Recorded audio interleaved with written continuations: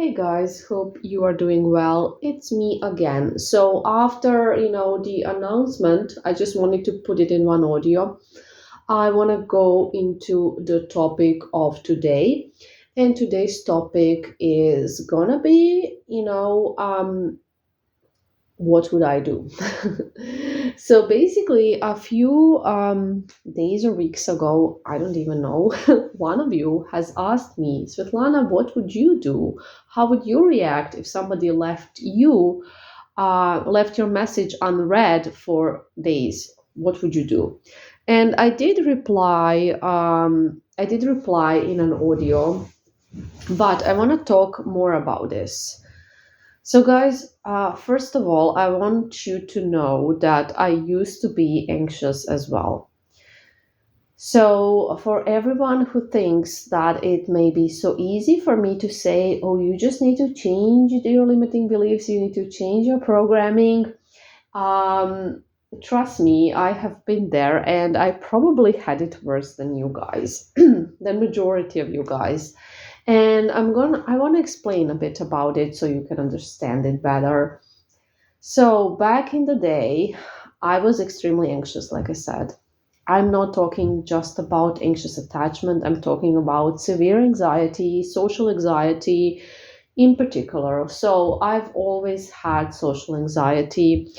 When I was a child, I was extremely socially anxious, and it came from bullying, it came from all sorts of things that happened to me in my childhood. And As a child or a young teenager, I couldn't even imagine that I would be having a YouTube channel where I would daily post audios and videos and stuff, because that just would not be possible for me back then. So, when I was a kid, I was already socially anxious, and I'm not anymore. So, it's fixable. Everything is fixable, number one. Uh, so, I'm in my 40s. So, when I was a child, it was the 80s and the 90s. And things were different back then. Some of you are really young, so you probably don't know these things. But back in the day, it was considered something shameful to get therapy. It was only for the crazy people.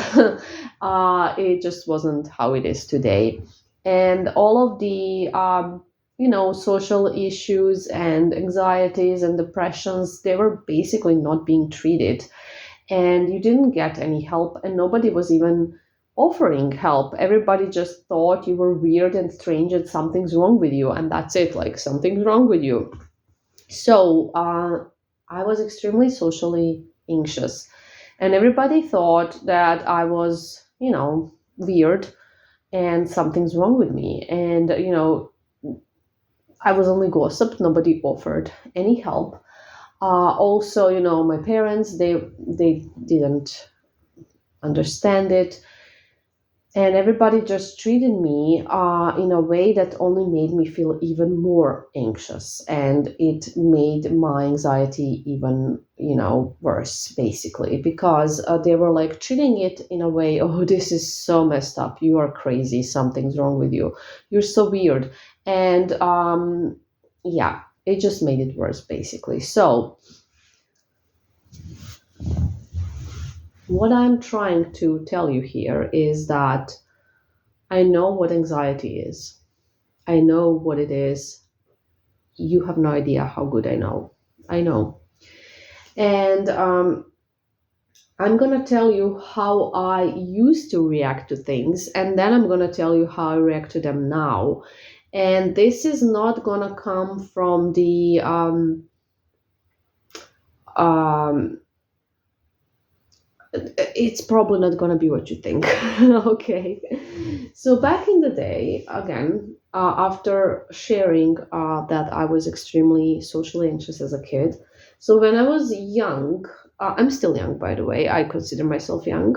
I don't care, age is just a number. But when I was younger, should I say, if somebody would reject me, or if somebody, ghosted me or left me on red or whatever it is, I would get extremely anxious. So it basically triggered me. It triggered that little girl inside of me that was not enough, that was always told that she's not good enough. She is just not enough. She is not chosen ever. And she's bullied and she got triggered. So that little girl would make me double text, would make me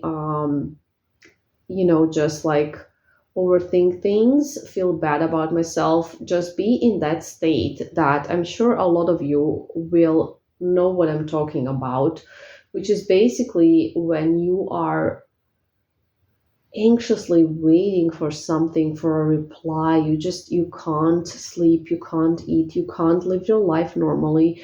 You're just so obsessed with that person that is not replying, and this is the only thing that is on your mind. Or if it's an ex, I would also get really anxious about it and obsessed with it, and all of those things that some of you are going through, I went through as well. And it sucked. It was pure torture. It was something that I honestly would not wish on anyone. So I fully understand how you feel. And I know how much it sucks. And this is why my mission is to help you, is to help you with your attachment style, is to help you with your anxiety. I think that is the most important thing, because nobody should be feeling the way you are feeling right now if this is you. And a lot of you have been there when we met, majority of you, and now you are totally different people. And this is the most beautiful thing, in my opinion, when it comes to my work.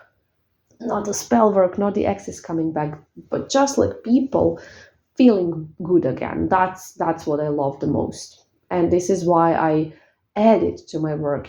This is why we have this channel.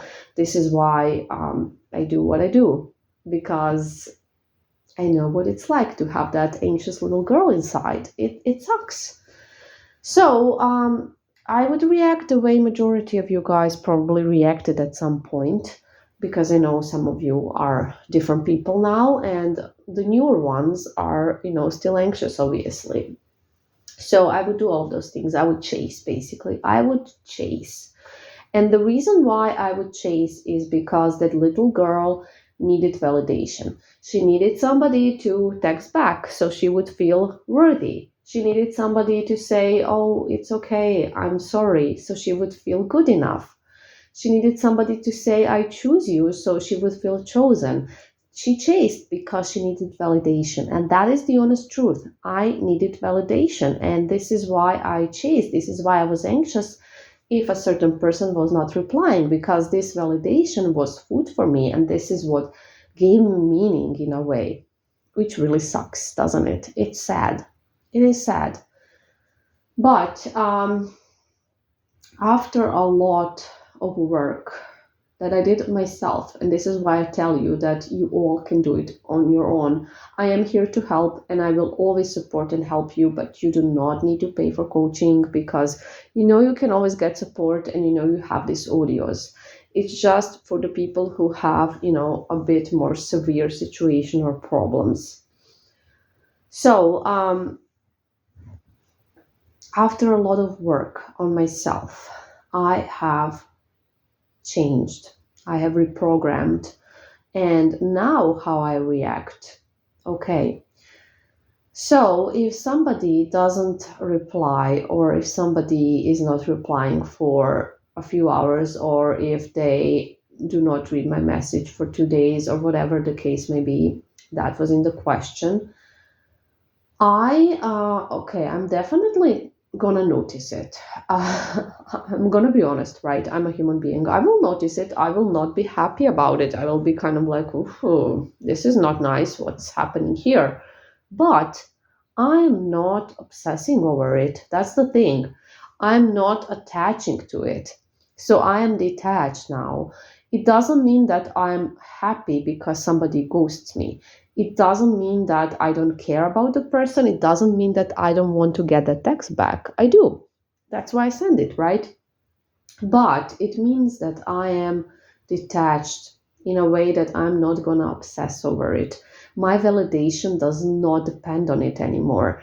And, it's just different. I don't get anxious about it. I am kind of like, oh, this sucks. Obviously I notice it and obviously I'm not happy about it. It's not like I don't care, but I'm not anxious. I'm not obsessed. I'm like stable and secure within myself. And that's the difference between being secure and being anxious, is that yes, you are of course not going to be happy about somebody not texting you back or somebody ghosting you, or well, that's the same thing, right?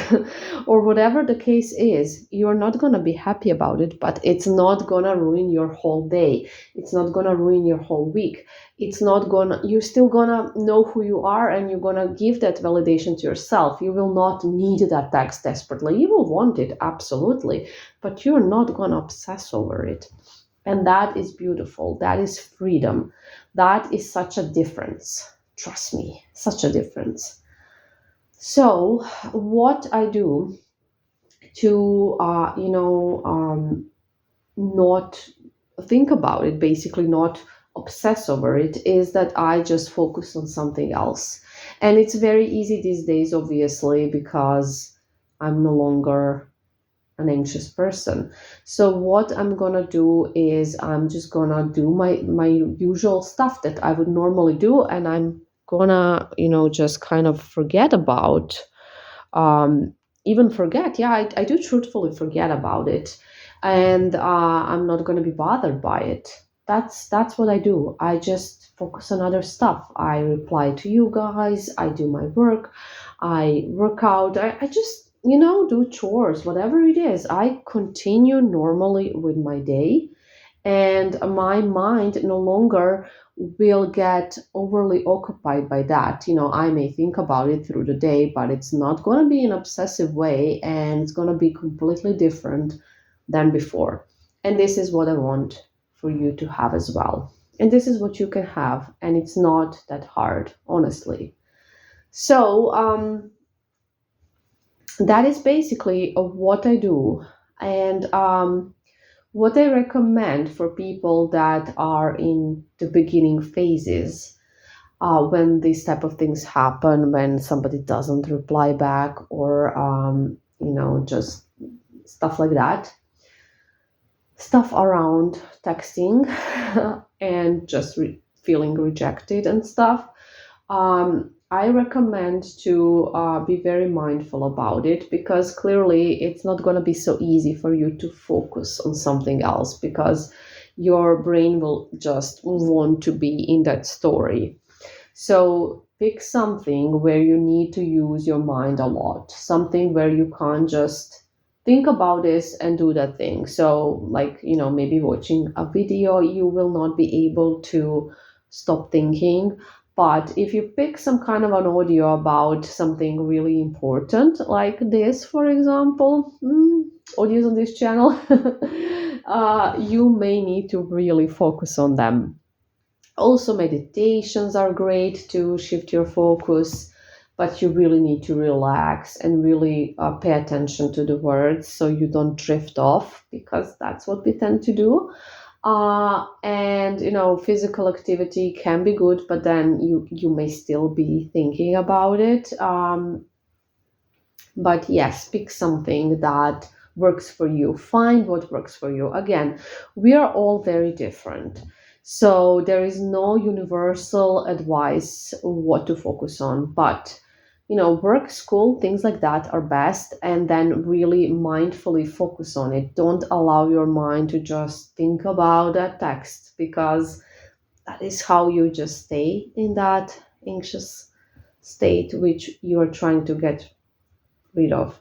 So obviously in the beginning stages, you will need to be very mindful and you will need to put in effort to achieve this.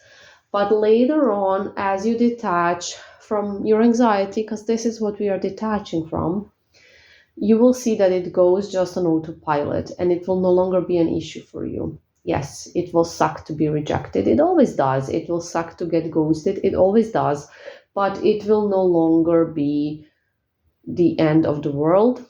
it will no longer ruin your day, your month, your year. I think this is a song from the show Friends. they mentioned they mentioned this, and you will just deal with it differently, and you're gonna see it's gonna become automatic. It's just like driving a car. In the beginning, you need to be very mindful where you put your feet, where you put your hands, but then over time it becomes automatic and you don't even think about it. You just do it automatically. So this is the same. The same shift is going to happen as when you learn to drive a car. And imagine back in the day, you didn't know how to drive a car and it seemed so complicated and it maybe looked like, oh, I will never be able to drive a car. That was me. I was thinking, oh, this is so complex when I started my driving lessons back in the day. Oh, this is so complicated. How do people drive? And now it's just automatic. It's the easiest thing in the world. And it's the same with this. Same thing. Same, same, same. So, guys, in the beginning, remember mindfulness and effort will be needed, but then your brain is going to get programmed and it will just become a normal habit for you. It will just become a normal habit for you, and you are no longer going to seek that validation elsewhere. You are no longer going to need that validation. And the reason why we get anxious and we obsess when we don't get a text back is because this text for us is validation. And that's the honest truth. This text is validation that we are good enough, that somebody cares about us, that we are valuable, that we are worthy. That's what we put our validation into. Text messages. Yeah, we do. And you need to kind of understand that and realize that, hey, I'm worthy so much more than this text message. Why am I obsessing with this? I know who I am, I know my worth. So I hope this was helpful. If you have any more questions, let me know as always. Love you. Bye.